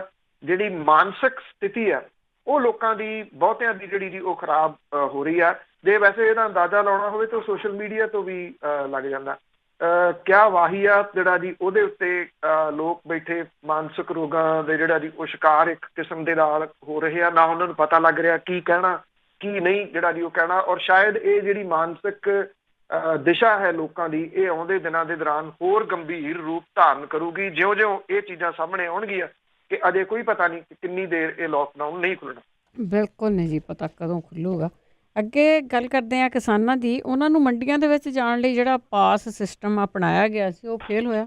ਬਿਲਕੁਲ ਜੀ, ਇਹ ਜਿਹੜਾ ਜੀ ਬੜਾ ਅਜੀਬੋ-ਗਰੀਬ ਤਰੀਕੇ ਦੇ ਨਾਲ ਜਿਹੜਾ ਬਣਾਇਆ ਗਿਆ ਸੀ। ਇਹ ਠੀਕ ਹੈ ਕਿ ਪਹਿਲੀ ਵਾਰੀ ਅਜਿਹੀ ਸਥਿਤੀ ਪੈਦਾ ਹੋਈ ਆ, ਪਤਾ ਹੀ ਨਹੀਂ ਜਿਹੜਾ ਜੀ ਲੱਗ ਰਿਹਾ ਕਿ ਕਿਹੜੇ ਤਰੀਕੇ ਦੇ ਨਾਲ ਇਹਨੂੰ ਸਾਰੇ ਨੂੰ ਜਿਹੜਾ ਉਹ ਚਲਾਇਆ ਜਾ ਸਕੇ, ਕਿਉਂਕਿ ਮੰਡੀਆਂ ਦੇ ਵਿੱਚ ਜਿਹੜੀ ਫਸਲ ਆ ਜੀ ਉਹ ਆ ਜਾਂਦੀ ਦਿਨਾਂ 'ਚ, ਕੁਛ ਦਿਨਾਂ 'ਚ ਕੰਬਾਈਨਾਂ ਨੇ ਕੱਟ ਕੇ ਜਿਹੜੀ ਉਹ ਸੁੱਟ ਦਿੰਦੀਆਂ ਨੇ। ਹੁਣ ਮੰਡੀਆਂ ਤਾਂ ਜਿਹੜੀਆਂ ਜੀ ਉਹ ਬਣਾਈਆਂ ਗਈਆਂ ਨੇ, ਪਰ ਜਿਹੜਾ ਪਾਸ ਸਿਸਟਮ ਹੈ ਉਹ ਕੋਈ ਏਡਾ ਵਰਕ ਕਰਦਾ ਜਿਹੜਾ ਜੀ ਉਹ ਲੱਗ ਨਹੀਂ ਰਿਹਾ। ਕਿਸਾਨਾਂ ਨੂੰ ਪਾਸ ਜਾਰੀ ਕਰਨ ਦੀ ਨੀਤੀ ਜਿਹੜੀ ਉਹ ਫੇਲ ਹੋ ਰਹੀ ਲੱਗਦੀ ਹੈ। ਕਿਸਾਨ ਪਰੇਸ਼ਾਨ ਨੇ, ਆੜਤੀ ਪਰੇਸ਼ਾਨ ਨੇ। ਇਹ ਪਾਸ ਆੜਤੀਆਂ ਰਾਹੀਂ ਜਾਰੀ ਕੀਤੇ ਜਾ ਰਹੇ ਨੇ, ਪਰ ਸਰਕਾਰੀ ਖਰੀਦ ਸ਼ੁਰੂ ਹੋਣ ਤੋਂ 5ਵੇਂ ਦਿਨ ਤੱਕ ਕਈ ਆੜਤੀਆਂ ਨੂੰ ਵੀ ਪਾਸ ਨਹੀਂ ਮਿਲੇ, ਜਿਹਦੇ ਕਰਕੇ ਜਿਹੜੇ ਉਹਨਾਂ ਦੇ ਨਾਲ ਜੁੜੇ ਕਿਸਾਨ ਨੇ ਉਹਨਾਂ ਨੂੰ ਮੁਸ਼ਕਲ ਆ ਰਹੀ ਹੈ। ਕਿਸਾਨਾਂ ਨੂੰ ਜਾਂ ਤਾਂ ਕਣਕ ਵਢਵਾਉਣ ਲਈ ਰੁਕਣਾ ਪੈ ਰਿਹਾ ਹੈ, ਜਾਂ ਫਿਰ ਉਹਨਾਂ ਨੂੰ ਵੱਢੀ ਕਣਕ ਘਰਾਂ ਦੇ ਵਿੱਚ ਢੇਰੀ ਕਰਨੀ ਪੈ ਰਹੀ ਹੈ। ਦੋਵੇਂ ਪੱਖ ਜਿੱਥੇ ਮੌਸਮ ਦੀ ਖਰਾਬੀ ਕਰਕੇ ਮੁਸ਼ਕਲਾਂ ਖੜੀਆਂ ਕਰ ਰਹੇ ਨੇ, ਉੱਥੇ ਕਿਸਾਨਾਂ ਨੂੰ ਦੋਹਰਾ ਕੰਮ ਜਿਹੜਾ ਉਹ ਕਰਨਾ ਪੈ ਰਿਹਾ। ਜਿਹੜੀ ਪੰਜਾਬ ਦੀਆਂ ਮੰਡੀਆਂ ਨੇ ਉਹਦੇ ਵਿੱਚ ਕਣਕ ਦੀ ਆਮਦ ਜਿਹੜੀ ਆ ਜੀ ਉਹ ਤੇਜ਼ ਹੋ ਗਈ ਹੋਈ ਆ। ਸੂਬੇ ਦੀਆਂ ਮੰਡੀਆਂ ਦੇ ਵਿੱਚ ਜਿਹੜਾ 3,83,000 ਲੱਖ ਮੀਟ੍ਰਿਕ ਟਨ ਕਣਕ ਜਿਹੜੀ ਆ ਜੀ ਉਹਦੀ ਆਮਦ ਹੋਈ ਹੈ। ਮੰਡੀਆਂ ਦੇ ਵਿੱਚ ਜਿਹੜਾ ਜੀ ਪੰਜਾਬ ਦੀਆਂ ਮੰਡੀਆਂ ਦੇ ਵਿੱਚ ਹੁਣ ਤੱਕ 8,97,385 ਲੱਖ ਮੀਟ੍ਰਿਕ ਟਨ ਜਿਹੜੀ ਉਹ ਪਹੁੰਚ ਚੁੱਕੀ ਹੋਈ ਆ। ਇਹਦੇ ਚੋਂ ਸਰਕਾਰੀ ਖਰੀਦ ਏਜੰਸੀਆਂ ਨੇ 7,79,415 ਮੀਟ੍ਰਿਕ ਟਨ ਜਿਹੜੀ ਹੈ ਜੀ ਉਹ ਕਣਕ ਖਰੀਦੀ ਆ। ਵਪਾਰੀਆਂ ਨੇ ਸਿਰਫ 1116 ਮੀਟ੍ਰਿਕ ਟਨ ਜਿਹੜੀ ਹੈ ਜੀ ਉਹ ਇਹ ਕਣਕ ਖਰੀਦੀ ਆ। ਅਧਿਕਾਰੀ ਜਿਹੜੇ ਜੀ ਜਿਹੜੀਆਂ ਉਹਨਾਂ ਨੇ ਲਾਈਨਾਂ ਜਿਹੜੀਆਂ ਦੀ ਅਪਣਾਈਆਂ ਸੀ, ਆਹ ਕਰਾਂਗੇ ਇੱਧਰੋਂ ਹੋਊਗਾ, ਉਹ ਸਾਰਾ ਕੁਝ ਜਿਹੜਾ ਜੀ ਉਹ ਕਿਤੇ ਨਾ ਕਿਤੇ ਫੇਲ ਹੁੰਦਾ ਜਿਹੜਾ ਨਜ਼ਰ ਆ ਰਿਹਾ ਜੀ। ਕੱਲ ਤੱਕ ਜਿਹੜੇ ਜੀ ਬਹੁਤੇ ਥਾਵਾਂ ਤੇ ਪਾਸ ਨਹੀਂ ਸੀ ਪਹੁੰਚੇ। 1,500 ਕਿਸਾਨ ਇਹਨਾਂ ਥਾਵਾਂ ਦੇ ਨਾਲ ਜੁੜੇ ਹੋਏ ਆ ਜਿੱਥੇ ਇਹ ਪਾਸ ਨਹੀਂ ਸੀ ਪਹੁੰਚੇ ਜੀ। ਜਿੱਥੇ ਪਾਸ ਨਹੀਂ ਪਹੁੰਚੇ, ਜੇ ਕਿਸੇ ਨੇ ਕੰਬਾਈਨ ਲਾ ਲਈ, ਕਟਾ ਲਈ, ਉਹਦੇ ਕੋਲੇ ਪਾਸ ਹੈ ਨਹੀਂ, ਪਾਸ ਹੈ ਤੇ ਕੰਬਾਈਨ ਨਹੀਂ ਮਿਲੀ, ਕੰਬਾਈਨਾਂ ਤੇ ਟਰਾਲੀਆਂ ਨਹੀਂ ਜਿਹੜੀਆਂ ਦੀ ਉਹ ਮਿਲ ਰਹੀਆਂ ਕਿ ਜਿਹੜੇ ਪਾਸ ਨੇ ਇੱਕ ਦਿਨ ਉਹ ਜਿਹੜਾ ਢੋ ਲੈਣ। ਹੁਣ ਇਹ ਨਹੀਂ ਪਤਾ ਲੱਗ ਰਿਹਾ ਕਿ ਪਹਿਲਾਂ ਛੋਟੇ ਕਿਸਾਨਾਂ ਨੂੰ ਪਾਸ ਦਿੱਤੇ ਜਾਣ ਜਾਂ ਵੱਡਿਆਂ ਨੂੰ, ਕਿਉਂਕਿ ਜੇ ਛੋਟੇ ਕਿਸਾਨਾਂ ਨੂੰ ਪਹਿਲਾਂ ਪਾਸ ਦਿੱਤੇ ਜਾਂਦੇ ਆ ਤੇ ਵੱਡੇ ਕਿਸਾਨਾਂ ਦੀ ਜਿਹੜੀ ਜੀ ਉਹ ਫਸਲ ਜ਼ਿਆਦੀ ਆ। ਜੇ ਵੱਡੇ ਕਿਸਾਨਾਂ ਨੂੰ ਪਹਿਲਾਂ ਪਾਸ ਦਿੱਤੇ ਜਾਂਦੇ ਆ ਵੀ ਚਲੋ ਉਹਨਾਂ ਨੂੰ ਪਹਿਲਾਂ ਲੰਘਾ ਲਓ, ਮੁੜ ਕੇ ਜਿਹੜੇ ਜੀ ਛੋਟੇ ਵਾਲੇ ਜਿਹੜੇ ਵਧਾ ਲੈਣਗੇ, ਉਹਦੇ 'ਚ ਰੌਲਾ ਜਿਹੜਾ ਛੋਟੇ ਪਾਉਣਗੇ ਕਿ ਸਾਨੂੰ ਇਹਦੇ ਵਿੱਚੋਂ ਇਗਨੋਰ ਕੀਤਾ ਗਿਆ। ਜਿਹੜੀ ਕੇਂਦਰ ਦੀ ਸਰਕਾਰ ਹੈ ਉਹਨੂੰ ਜਿਹੜੀ ਚਿੱਠੀ ਪਹਿਲਾਂ ਮੁੱਖ ਮੰਤਰੀ ਹੋਰਾਂ ਨੇ ਲਿਖੀ ਸੀਗੀ ਕਿ ਬੋਨਸ ਦਿੱਤਾ ਜਾਵੇ। ਕੱਲ ਮੈਂਬਰ ਪਾਰਲੀਮੈਂਟ ਜਿਹੜੇ ਭਗਵੰਤ ਮਾਨ ਨੇ ਉਹਨਾਂ ਨੇ ਵੀ ਚਿੱਠੀ ਲਿਖੀ ਹੈ ਪ੍ਰਧਾਨ ਮੰਤਰੀ ਹੋਰਾਂ ਨੂੰ ਕਿ ਕਿਸਾਨਾਂ ਨੂੰ ਬੋਨਸ ਐਲਾਨ ਕੀਤਾ ਜਾਵੇ। ਬੋਨਸ ਦਾ ਐਲਾਨ ਜਿਹੜਾ ਜੀ ਉਹ ਇਸ ਤਰੀਕੇ ਦੇ ਨਾਲ ਹੋਵੇ ਕਿ ਜਿਹੜੇ ਕਿਸਾਨ 1 ਮਈ ਨੂੰ ਲਿਆਉਣਗੇ ਕਣਕ ਉਹਨਾਂ ਨੂੰ 100 ਰੁਪਇਆ ਦਿੱਤਾ ਜਾਵੇ।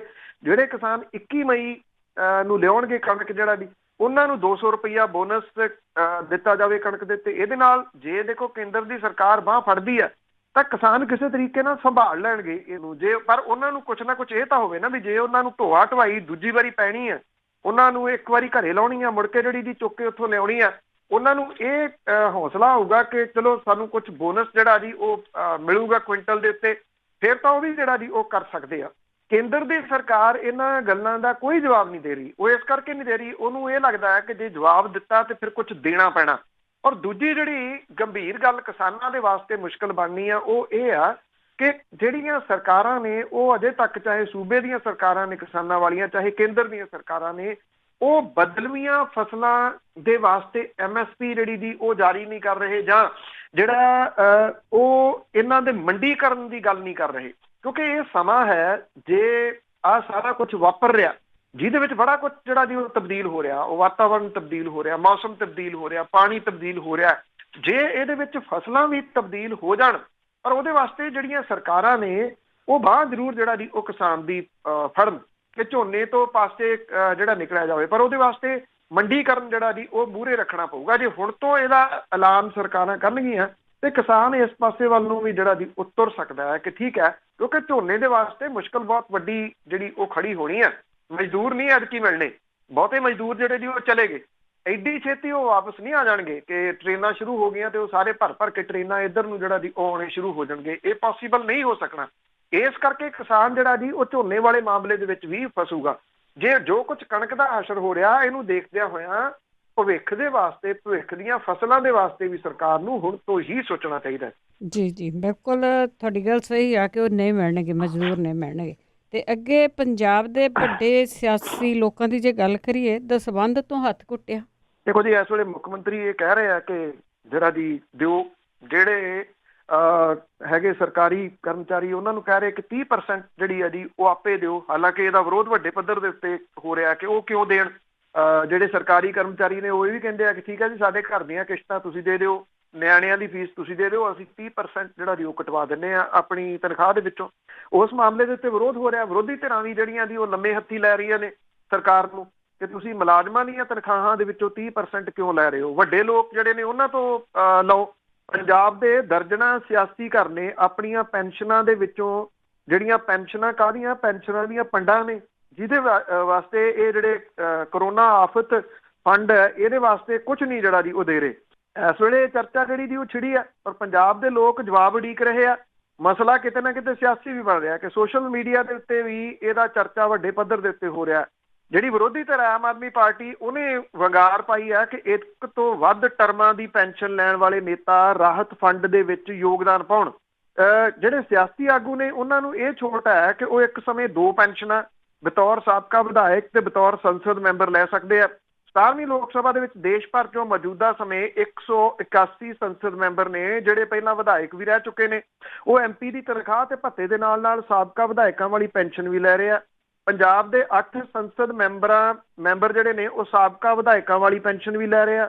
ਤਨਖਾਹਾਂ ਤੇ ਭੱਤਿਆਂ ਦੀ ਝੜੀ ਲੱਗੀ ਹੋਈ ਹੈ ਇਹਨਾਂ ਘਰਾਂ ਦੇ ਵਿੱਚ। ਸਰਕਾਰੀ ਮੁਲਾਜ਼ਮਾਂ ਦੀ ਤਨਖਾਹਾਂ ਦੇ ਉੱਤੇ ਕੱਟ ਲਾਉਣ ਦੀ ਜਿਹੜੀ ਜੀ ਉਹ ਗੱਲ ਕਰ ਰਹੀ ਸਰਕਾਰ ਕਰ ਰਹੀ ਹੈ ਜਾਂ ਕੱਟ ਲਾ ਰਹੀ ਹੈ। ਸ਼੍ਰੋਮਣੀ ਅਕਾਲੀ ਦਲ ਬਾਦਲ ਦੇ ਪ੍ਰਧਾਨ ਸੁਖਬੀਰ ਸਿੰਘ ਬਾਦਲ 4ਥੀ ਵਾਰੀ ਲੋਕ ਸਭਾ ਮੈਂਬਰ ਬਣੇ ਆ। ਉਹ 1 ਵਾਰੀ ਰਾਜ ਸਭਾ ਮੈਂਬਰ, 3 ਵਾਰੀ ਵਿਧਾਇਕ ਰਹਿ ਚੁੱਕੇ ਆ। ਹਰ ਜਿਹੜੇ ਜੀ ਉਹ ਚੀਜ਼ ਦੀ ਉਹਨਾਂ ਨੂੰ ਪੈਨਸ਼ਨ ਇਸ ਵੇਲੇ ਜਿਹੜਾ ਜੀ ਉਹ ਮਿਲ ਰਹੀ ਹੈ। ਬਤੌਰ MP ਤਨਖਾਹ ਲੈ ਰਹੇ ਆ, ਨਾਲ ਭੱਤੇ ਵੀ ਲਈ ਜਾਂਦੇ ਆ। ਉਹ ਆਪ ਮੰਨ ਚੁੱਕੇ ਆ ਕਿ ਕਿਸੇ ਰਾਹਤ ਫੰਡ ਦੇ ਵਿੱਚ ਉਹਨਾਂ ਨੇ ਪਰਸਨਲ ਤੌਰ ਦੇ ਉੱਤੇ ਕੋਈ ਪੈਸਾ ਜਿਹੜਾ ਜੀ ਉਹ ਨਹੀਂ ਦਿੱਤਾ। ਉਹਨਾਂ ਨੇ ਜਿਹੜਾ ਸੰਸਦੀ ਕੋਟੇ ਦੇ ਫੰਡ ਜਿਹੜੇ ਜੀ ਉਹ ਜ਼ਰੂਰ ਦਿੱਤੇ ਆ।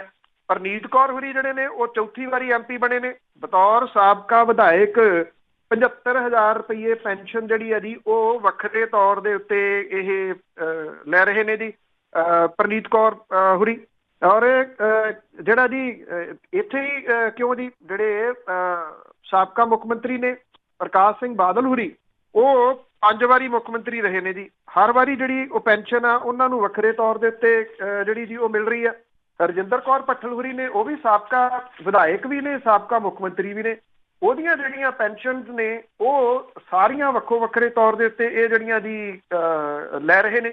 ਪਰ ਦੂਜੇ ਪਾਸੇ ਇਹਨਾਂ ਦੇ ਵਿੱਚੋਂ ਕੁਝ ਵੀ ਜਿਹੜਾ ਜੀ ਉਹ ਦੇਣ ਦੇ ਵਾਸਤੇ ਤਿਆਰ ਨਹੀਂ ਗਏ ਕਿ ਅਸੀਂ ਚਲੋ ਇਹ ਪੈਨਸ਼ਨਾਂ ਬਿਪਤਾ ਦੀ ਘੜੀ ਦੇ ਵਿੱਚ ਜਿਹੜੀਆਂ ਜੀ ਉਹ ਛੱਡ ਦਈਏ। ਪ੍ਰਤਾਪ ਸਿੰਘ ਬਾਜਵਾ ਸਾਬਕਾ ਵਿਧਾਇਕ ਵਾਲੀ 2.25 ਲੱਖ ਰੁਪਏ ਦੀ ਪੈਨਸ਼ਨ ਲਈ ਜਾਂਦੇ ਨੇ। ਚੌਧਰੀ ਸੰਤੋਖ ਸਿੰਘ ਹੋਰੀ MP ਵਾਲੀ ਤਨਖਾਹ ਵੀ ਚੁੱਕੀ ਜਾਂਦੇ ਆ, ਭੱਤੇ ਵੀ ਸਾਬਕਾ ਵਿਧਾਇਕ ਦੇ ਵਜੋਂ 2.25 ਲੱਖ ਰੁਪਏ ਪੈਨਸ਼ਨ ਵੀ ਚੁੱਕੀ ਆਉਂਦੇ ਆ। ਕੇਂਦਰੀ ਮੰਤਰੀ ਸੋਮ ਪ੍ਰਕਾਸ਼ 75,000 ਰੁਪਏ ਪੈਨਸ਼ਨ ਵੀ ਲਈ ਜਾਂਦੇ ਆ। ਮੁਹੰਮਦ ਸਦੀਕ ਉਹ ਵੀ ਦੋਹਰਾ ਗੱਫਾ ਲੈ ਰਹੇ ਆ। ਬਲਵਿੰਦਰ ਸਿੰਘ ਭੂੰਦੜ 3ਜੀ ਵਾਰੀ ਰਾਜ ਸਭਾ ਮੈਂਬਰ ਬਣੇ ਆ, 5 ਵਾਰੀ ਵਿਧਾਇਕ ਰਹਿ ਚੁੱਕੇ ਆ। ਭੂੰਦੜ ਨੂੰ ਬਤੌਰ ਸਾਬਕਾ ਵਿਧਾਇਕ 3.25 ਲੱਖ ਰੁਪਏ, ਸੁਖਦੇਵ ਸਿੰਘ ਢੀਂਡਸਾ ਨੂੰ 2.25 ਲੱਖ ਰੁਪਏ ਪੈਨਸ਼ਨ ਮਿਲਦੀ ਆ। 3ਜੀ ਵਾਰੀ ਰਾਜ ਸਭਾ ਮੈਂਬਰ ਜਿਹੜੇ ਜੀ ਉਹ ਬਣੇ ਨੇ ਜਿਹੜੇ ਸੁਖਦੇਵ ਸਿੰਘ ਢੀਂਡਸਾ, ਸ਼ਮਸ਼ੇਰ ਸਿੰਘ ਦੂਲੋਂ 1.25 ਲੱਖ ਰੁਪਈਆ ਪੈਨਸ਼ਨ ਲਈ ਜਾਂਦੇ ਆ, ਨਾਲ ਤਨਖਾਹ ਕੁੱਟੀ ਜਾਂਦੇ ਆ ਰਾਜ ਸਭਾ ਮੈਂਬਰ ਦੀ, ਤੇ ਭੱਤੇ ਉਹਦੇ ਵੱਖਰੇ। ਪੰਜਾਬ ਦੇ ਵਿੱਚ 268 ਸਾਬਕਾ ਵਿਧਾਇਕ ਨੇ ਜਿਨ੍ਹਾਂ ਨੂੰ ਪੈਨਸ਼ਨ ਮਿਲ ਰਹੀ ਹੈ। ਰਜਿੰਦਰ ਕੌਰ ਭੱਠਲ, ਲਾਲ ਸਿੰਘ, ਸਾਬਕਾ ਮੰਤਰੀ ਸਰਵਣ ਸਿੰਘ ਫਲੌਰ, ਇਹ ਪ੍ਰਤੀ ਵਿਅਕਤੀ 3.25 ਲੱਖ ਰੁਪਈਆ ਪੈਨਸ਼ਨ ਜਿਹੜੀ ਮਹੀਨੇ ਦੀ ਲੈ ਰਹੇ ਆ ਜੀ। ਬਾਕੀ ਭੱਤੇ ਵੱਖਰੇ ਕੁੱਟ ਰਹੇ ਆ। ਹੀਰਾ ਸਿੰਘ ਜੀਰਾ, ਗੁਲਜ਼ਾਰ ਸਿੰਘ ਰਣੀਕੇ, ਰਣਜੀਤ ਸਿੰਘ ਬ੍ਰਹਮਪੁਰਾ, ਇਹ ਸਾਰੇ 2.25 ਲੱਖ ਰੁਪਈਆ ਪ੍ਰਤੀ ਮਹੀਨਾ ਪੈਨਸ਼ਨ ਜਿਹੜੀ ਦੀ ਉਹ ਕੁੱਟ ਰਹੇ ਆ। ਪ੍ਰਕਾਸ਼ ਸਿੰਘ ਬਾਦਲ ਇਸ ਵੇਲੇ 5.25 ਲੱਖ ਰੁਪਈਏ ਦੀ ਪੈਨਸ਼ਨ ਜਿਹੜੀ ਆ ਜੀ ਉਹ ਲੈ ਰਹੇ ਆ। ਬੁਢਾਪਾ ਪੈਨਸ਼ਨ ਤੇ ਸਾਬਕਾ ਵਿਧਾਇਕਾਂ ਦੀ ਪੈਨਸ਼ਨ ਜਿਹੜੀ ਉਹ 120 ਗੁਣਾ ਪਿਛਲੇ ਦਿਨਾਂ ਤੋਂ ਵਧੀ ਆ। ਪਰ ਇਹ ਲੋਕ ਚਿਰਾ ਪੂੰਜੀ ਦੀਆਂ ਪਹਾੜੀਆਂ ਨੇ ਜੀ, ਇਹਨਾਂ ਦੇ ਅੰਦਰ ਤਾਂ ਕੁਛ ਆ ਸਕਦਾ, ਬਾਹਰ ਨਹੀਂ ਜਿਹੜਾ ਜੀ ਉਹ ਜਾ ਸਕਦਾ। ਇੰਨੇ ਲੱਖ ਰੁਪਈਆ ਪੈਨਸ਼ਨ ਕੁੱਟਣ ਵਾਲੇ ਲੋਕਾਂ ਨੂੰ ਅਪੀਲ ਕਰੀ ਜਾਂਦੇ ਆ ਕਿ ਜਿਹੜੇ ਸਰਕਾਰੀ ਕਰਮਚਾਰੀ ਨੇ ਉਹਨਾਂ ਦੀਆਂ ਤਨਖਾਹਾਂ ਕੱਟ ਲਓ, ਸਾਡੇ ਕੋਲੇ ਨਹੀਂ ਹੈਗਾ ਕੁਛ ਜੀ। ਬਿਲਕੁਲ, ਜਿੰਨੀਆਂ ਕਿ ਇਹਨਾਂ ਦੀਆਂ ਪੈਨਸ਼ਨਾਂ ਤੁਸੀਂ ਗਿਣਾਤੀਆਂ, ਤਨਖਾਹਾਂ ਗਿਣਾ ਦਿੱਤੀਆਂ, ਇਹ ਤਾਂ ਬਹੁਤ ਮਦਦ ਕਰ ਸਕਦੇ ਲੋਕਾਂ ਦੀ। ਅਖੀਰ ਦੇ ਵਿੱਚ ਚੰਡੀਗੜ੍ਹ ਦੀ ਜੋ ਘਟਨਾ ਆ ਦਵਿੰਦਰਪਾਲ ਪੱਤਰਕਾਰ ਦੀ ਹੋਈ ਆ, ਤੇ ਉਹ ਪੁਲਿਸ ਨੇ ਜਾਂਚ ਦੇ ਹੁਕਮ ਦਿੱਤੇ। ਦਵਿੰਦਰਪਾਲ ਹੋਰੀ ਸੀਨੀਅਰ ਪੱਤਰਕਾਰ ਨੇ ਜੀ, ਟ੍ਰਿਬਿਊਨ ਅਦਾਰੇ ਦੇ ਨਾਲ ਕੰਮ ਕਰਦੇ ਨੇ। ਜਿਹੜੀ ਉਹਨਾਂ ਦੀ ਰਿਹਾਇਸ਼ ਹੈ ਉਹ ਜਿੱਥੇ ਟ੍ਰਿਬਿਊਨ ਅਖਬਾਰ ਦਾ ਦਫ਼ਤਰ ਹੈ ਉਹਦੇ ਤੋਂ ਬਹੁਤੀ ਦੂਰ ਨਹੀਂ। ਉਹ ਆਪਣੇ ਦਫ਼ਤਰ ਨੂੰ ਹੀ ਜਿਹੜਾ ਜੀ ਜਾ ਰਹੇ ਸਨ ਤੇ ਪੁਲਿਸ ਨੇ ਉਹਨਾਂ ਨੂੰ ਰੋਕਿਆ। ਉਹਨਾਂ ਨੇ ਆਪਣੀ ID ਵੀ ਦਿਖਾਈ, ਆਪਣਾ ਨਾਮ ਦੱਸਿਆ, ਇਹ ਵੀ ਕਿਹਾ ਕਿ ਉਹ ਇਸ ਅਦਾਰੇ ਦੇ ਵਿੱਚ ਕੰਮ ਕਰਦੇ ਆ। ਪਰ ਪੁਲਿਸੀਆ ਧੌਂਸ ਜਿਹੜੀ ਹੁੰਦੀ ਹੈ ਜੀ ਉਹ ਦੇਖ ਕੇ ਉਹਨਾਂ ਨੂੰ ਗੱਡੀ 'ਚ ਬਿਠਾ ਲਿਆ, ਥਾਣੇ ਲੈ ਗਏ। ਕਿਉਂਕਿ ਫੋਨ ਮੌਜੂਦ ਸੀਗਾ ਦਵਿੰਦਰਪਾਲ ਹੋਰਾਂ ਦੇ ਕੋਲੇ। ਉਹਨਾਂ ਨੇ ਰਸਤੇ 'ਚੋਂ ਜਾਂਦਿਆਂ ਜਿਹੜੇ ਸੀਨੀਅਰ ਅਧਿਕਾਰੀ ਸੀ ਉਹਨਾਂ ਨੂੰ ਵੀ ਮੈਸੇਜ ਕਰ ਦਿੱਤੇ ਤੇ ਆਪਣੇ ਅਦਾਰੇ ਦੇ ਵਿੱਚ ਵੀ ਜਿਹੜਾ ਸੀ ਮੈਸੇਜ ਕਰ ਦਿੱਤਾ। ਫੋਨ ਤਾਂ ਕਰਨੀ ਸੀ, ਜਿਹੜਾ ਟੈਕਸਟ ਮੈਸੇਜ ਉਹਨਾਂ ਨੇ ਕਰ ਦਿੱਤੇ। ਉਹਦੇ ਨਾਲ ਜਿਹੜਾ ਸੀਗਾ ਜੀ ਥਾਣੇ ਪਹੁੰਚਦਿਆਂ ਫੋਨ ਜਿਹੜੇ ਸੀ ਉਹ ਖੜਕਣੇ ਸ਼ੁਰੂ ਹੋ ਗਏ ਸਫੇਰੇ ਤੋਂ ਉਸ ਥਾਣੇਦਾਰ ਨੂੰ। ਉਹਨੇ ਫਿਰ ਆਪਣੀ ਜਿਹੜੀ ਦੀ ਹਿੰਡ ਪਕਾਉਣ ਦੇ ਵਾਸਤੇ ਅੱਧੇ ਘੰਟੇ ਤੋਂ ਵੱਧ ਸਮਾਂ ਜਿਹੜਾ ਸੀਗਾ ਜੀ ਉਹ ਬਿਠਾਈ ਰੱਖਿਆ ਔਰ ਭੁੰਜੇ ਬਿਠਾਇਆ ਉਹਨੂੰ ਜਿਹੜਾ ਦੀ ਇਹ ਦੱਸਣ ਦੇ ਵਾਸਤੇ ਕਿ ਉਹ ਕੀ ਕਰ ਸਕਦਾ। ਉਦੋਂ ਬਾਅਦ ਇਹ ਘਟਨਾ ਜਿਹੜੀ ਸੀਗੀ ਜੀ ਇਹ ਇੱਕਦਮ ਜਦੋਂ ਬਾਹਰ ਆਈ ਤਾਂ ਪੂਰੇ ਪੰਜਾਬ ਦੇ ਵਿੱਚ ਜਿਹੜਾ ਪੱਤਰਕਾਰ ਭਾਈਚਾਰਾ ਹੈ ਜੀ ਉਹਦੇ ਵੱਲੋਂ ਇਹਦੇ ਵਿਰੋਧ ਦੇ ਵਿੱਚ ਡਟਵਾਂ ਸਟੈਂਡ ਲਿਆ ਗਿਆ। ਜਿਹੜੇ ਵੱਖ-ਵੱਖ ਜਥੇਬੰਦੀਆਂ ਨੇ ਉਹਨਾਂ ਨੇ, ਵੱਖ-ਵੱਖ ਜਿਹੜੀਆਂ ਸਿਆਸੀ ਪਾਰਟੀਆਂ ਨੇ ਉਹਨਾਂ ਨੇ, ਹਾਂ ਸੱਤਾਧਾਰੀ ਧਿਰ ਨਹੀਂ ਬੋਲੀ, ਸੱਤਾਧਾਰੀ ਧਿਰ ਦੇ ਵਿੱਚੋਂ ਨਹੀਂ ਕੋਈ ਵੀ ਬੋਲਿਆ, ਸਣੇ ਮੁੱਖ ਮੰਤਰੀ ਸਣੇ ਮੰਤਰੀ, ਕਿਉਂਕਿ ਦਵਿੰਦਰਪਾਲ ਹੋਰਾਂ ਦੀਆਂ ਜਿਹੜੀਆਂ ਰਿਪੋਰਟਾਂ ਨੇ ਉਹ ਸਰਕਾਰ ਦੇ ਪੋਤੜੇ ਫੋਲਦੀਆਂ ਨੇ ਹਮੇਸ਼ਾ। ਸ਼ਾਇਦ ਉਹ ਜਿਹੜਾ ਦੀ ਰੀਜ਼ਨ ਹੈ। ਪਿਛਲੀ ਸਰਕਾਰ ਦੇ ਮੌਕੇ ਦੇ ਉੱਤੇ ਦਵਿੰਦਰਪਾਲ ਹੋਰਾਂ ਦੇ ਘਰ ਦੇ ਉੱਤੇ ਪੈਟਰੋਲ ਬੰਬ ਵੀ ਸੁੱਟਿਆ ਗਿਆ ਸੀਗਾ ਜੀ, ਔਰ ਉਹ ਤੇ ਉਹਨਾਂ ਦੇ ਪਰਿਵਾਰ ਦੇ ਮੈਂਬਰ ਉਸ ਵੇਲੇ ਬਾਲ-ਬਾਲ ਬਚ ਗਏ ਸੀਗੇ। ਉਹ ਨਿਸ਼ਾਨੇ ਦੇ ਉੱਤੇ ਤਾਂ ਜਿਹੜਾ ਜੀ ਉਹ ਸਰਕਾਰਾਂ ਦੇ ਹਮੇਸ਼ਾ ਰਹਿੰਦੇ ਆ, ਕਿਉਂਕਿ ਜਾਂ ਸਰਕਾਰਾਂ ਇੱਕੋ ਚੀਜ਼ ਭਾਲਦੀਆਂ ਨੇ, ਜਾਂ ਤਾਂ ਚਾਪਲੂਸੀ ਉਹਨਾਂ ਦੀ ਜਿਹੜੀ ਦੀ ਕਰ ਲਈ ਜਾਵੇ, ਜਾਂ ਫਿਰ ਉਹ ਸਬਕ ਸਿਖਾਉਣ ਦੇ ਵਾਸਤੇ ਜਿਹੜਾ ਵੀ ਉਹ ਤਿਆਰ ਰਹਿੰਦੀਆਂ ਨੇ। ਇਹ ਸਾਰਾ ਕੁਝ ਜਿਹੜਾ ਵਾਪਰਿਆ ਇਹਦੇ ਵਿੱਚ ਜਿਹੜੀ ਪੰਜਾਬ ਸਰਕਾਰ ਹੈ, ਹਾਲਾਂਕਿ ਇਹ ਬੇਸ਼ੱਕ ਚੰਡੀਗੜ੍ਹ ਦੇ ਪ੍ਰਸ਼ਾਸਨ ਦੇ ਨਾਲ ਜੁੜਿਆ ਹੋਇਆ, ਪਰ ਮੁੱਖ ਮੰਤਰੀ ਇਸ ਮਾਮਲੇ ਦੇ ਵਿੱਚ ਦਖਲ ਦੇ ਸਕਦੇ ਸੀ। ਬਾਕੀ ਮੰਤਰੀ ਇਸ ਮਾਮਲੇ ਦੇ ਵਿੱਚ ਦਖਲ ਦੇ ਕੇ ਉਹ ਜਿਹੜੇ DGP ਨੇ ਚੰਡੀਗੜ੍ਹ ਦੇ ਉਹਨਾਂ ਦੇ ਨਾਲ ਗੱਲ ਕਰ ਸਕਦੇ ਸੀ, ਨਹੀਂ ਕੀਤੀ ਗਈ। ਹਾਂ, ਇੰਨਾ ਜ਼ਰੂਰ ਹੈ ਕਿ ਜਿਹੜੀਆਂ ਜਥੇਬੰਦੀਆਂ ਸੀਗੀਆਂ ਪੱਤਰਕਾਰਾਂ ਦੀਆਂ ਉਹ ਜ਼ਰੂਰ ਜਿਹੜੀਆਂ ਦੀ ਪੁਲਿਸ ਦੇ ਇਹਨਾਂ ਸੀਨੀਅਰ ਅਫਸਰਾਂ ਤੱਕ ਪਹੁੰਚੀਆਂ। ਹੁਣ ਇਹਦੇ ਉੱਤੇ ਜਿਹੜੀ ਇਹਦੀ ਜਾਂਚ ਦੇ ਹੁਕਮ ਦਿੱਤੇ ਗਏ ਆ। ਜਿਹੜਾ DIG ਨੇ ਉਹਨਾਂ ਨੂੰ ਇਹ ਜਾਂਚ ਕਰਨ ਦੇ ਹੁਕਮ ਦਿੱਤੇ ਗਏ ਆ। ਜਿਹੜੇ ਰਾਜਪਾਲ ਨੇ ਬਦਨੌਰ ਉਹਨਾਂ ਨੇ ਇਹਦੇ ਸੰਬੰਧੀ ਰਿਪੋਰਟ ਜਿਹੜੀ ਹੈ ਜੀ ਉਹ ਮੰਗੀ ਆ। ਅੱਜ ਕਹਾਣੀ ਕਿੱਧਰ ਨੂੰ ਜਾਂਦੀ ਹੈ ਜੀ ਇਹ ਪਤਾ ਲੱਗੂਗਾ, ਪਰ ਅਜੇ ਤੱਕ ਕਿਸੇ ਕਿਸਮ ਦਾ ਕੋਈ ਐਕਸ਼ਨ ਜਿਹੜਾ ਜੀ ਉਹ ਪੁਲਿਸ ਦੇ ਉੱਤੇ ਨਹੀਂ ਲਿਆ ਗਿਆ ਜੀ। ਬਹੁਤ ਬਹੁਤ ਧੰਨਵਾਦ ਬਲਤੇਜ ਪੰਨੂ ਜੀ। ਮਿਹਰਬਾਨੀ ਜੀ, ਧੰਨਵਾਦ ਜੀ, ਸਤਿ ਸ਼੍ਰੀ ਅਕਾਲ। ਸਤਿ ਸ਼੍ਰੀ ਅਕਾਲ ਜੀ। ਤੇ ਸਰੋਤੇ ਸਨ ਬਲਤੇਜ ਪੰਨੂ ਜੀ ਸਾਡੇ ਨਾਲ ਜੁੜਦੇ ਨੇ, ਕਰਦੇ ਨੇ ਖਬਰਾਂ। ਇਸੇ ਦੇ ਨਾਲ ਸਾਡਾ ਅੱਜ ਦਾ ਬੁਲਟਨ ਇੱਥੇ ਹੀ ਸਮਾਪਤ। ਬਲਵਿੰਦਰ ਕੌਰ ਵੱਲੋਂ ਵੀ ਆਪ ਸਭ ਨੂੰ ਪਿਆਰ ਭਰੀ ਸਤਿ ਸ਼੍ਰੀ ਅਕਾਲ।